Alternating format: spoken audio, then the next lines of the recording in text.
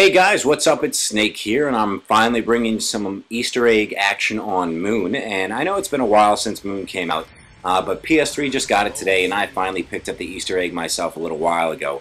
It honestly took way longer than it needed to, and that's really just because this is a bitch of an Easter egg. It's not difficult, it's not complicated. The simple fact is there's just a lot of waiting that you need to do. There's a lot of chance involved in this Easter egg, and it makes it a lot more difficult than it needs to be. There's three different things that you need to wait on the box for, and then on top of that you need to wait for one of the excavators to come down into Tunnel 6. And I've played rounds where I've gotten up to around 25, 26, and it's been to the Biodome 3 times, and it's never once been to Tunnel 6. And sometimes I play it and it goes to Tunnel 6 right away at the very beginning. So, you know, it's all just random.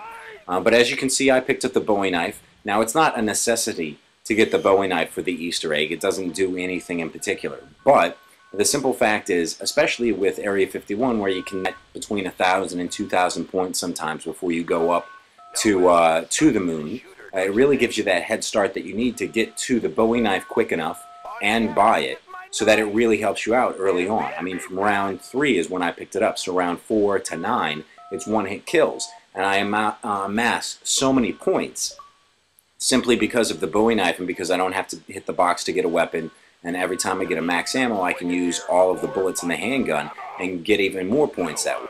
And you really need points, since there's 3 specific different things that you need from the box in order to complete the Easter egg. So points, points, points is what's going to get you. That and luck is what's going to get you to finish the Easter egg. So as you see here, we got Simon Says going on. As soon as you turn the power on, these computers are going to be ready to go, and you're going to have to hack into the security system this way. So it's pretty simple. You know, a light flashes and you run up and you hit the, you know, the right color to go with the code, and every turn they add a new color. So it's pretty simple. Then after that, you want to run into the labs, grab the hacking tool, hack that screen, which is 500 points, and then 5 of these guys are going to light up. Now, there's more than just 5 of these around the laboratories on all 3 levels, but only 4 of them will light up. And so you got to go around running to each one, hacking all 4 in a certain time limit. And then after you're done that, you're going to come back to the second floor and hit each 4 of these buttons. And one person can do it. It is timed. You have to do it in a certain amount of time, but it's not an all-at-once thing. So it doesn't matter exactly how many people you have, as long as you got 2 or more to do this Easter egg.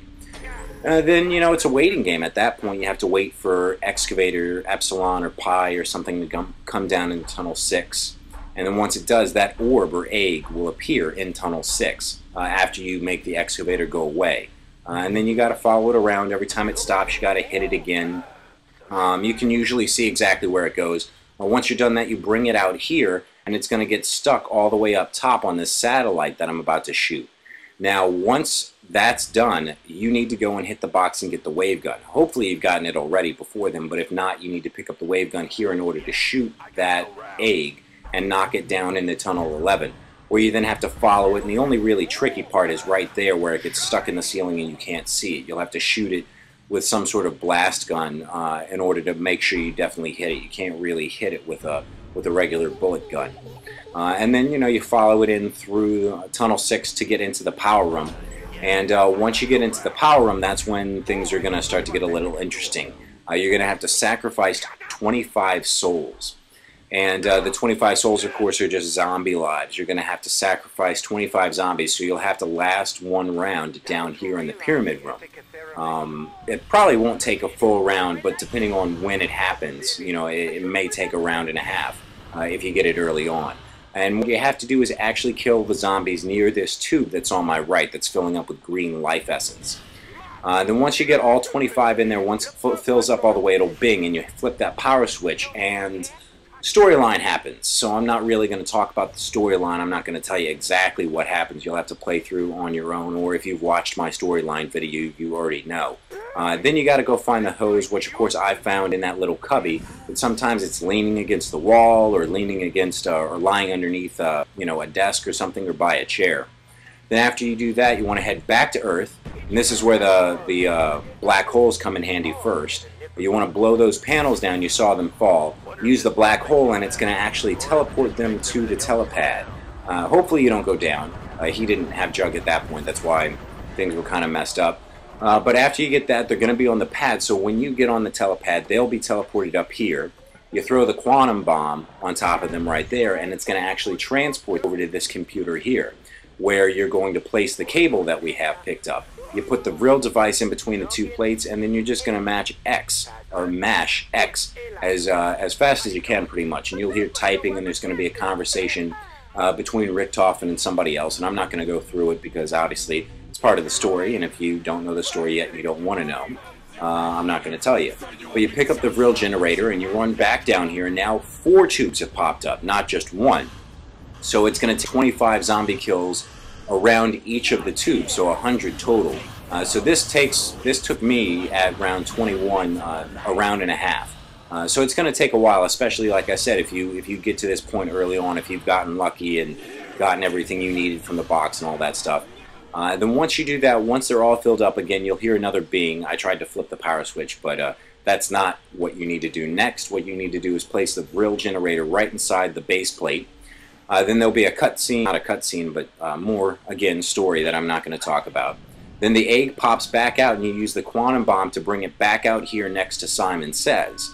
And at this point, this is when you probably need to bust a piece of paper out, unless you're really, really good at memory games, because you're going to have to play 3 rounds of Simon Says, and they all start off with three colors and then add on from there, so it gets kind of complicated. Then you're going to throw the black hole over there, which is going to teleport the egg somewhere else, and then that's it. That's going to end it for you. You're gonna see what happens after that. You're going to hear an announcer voice, and you get your gamer pick and the achievement unlocked and all that fun stuff. So yeah, that's pretty much the Easter egg. That's step by step what you need to do to get it done. And of course, I cut some things out because if you want to see it all for yourself the first time you do it, I don't want to ruin exactly what happens. But the interesting thing I'm showing you right here, I wanted to end with this clip, was we finished on round 20. Half of what you saw footage was from one time where we didn't make it all the way. We ended up dying before we finished the Easter egg.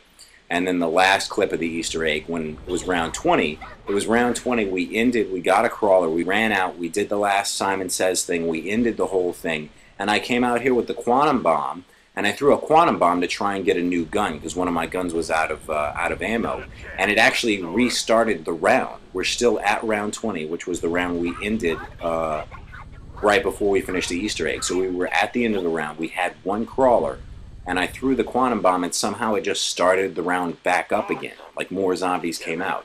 And I don't know. I mean, it's really weird. I mean, I know they said that what happens from the quantum bomb, it can be a blessing or a curse, and all these crazy things could happen, and they don't really go into everything that could happen. So it seems like every time I throw a quantum bomb, crazier and crazier things happen. I've gotten a free perk from it.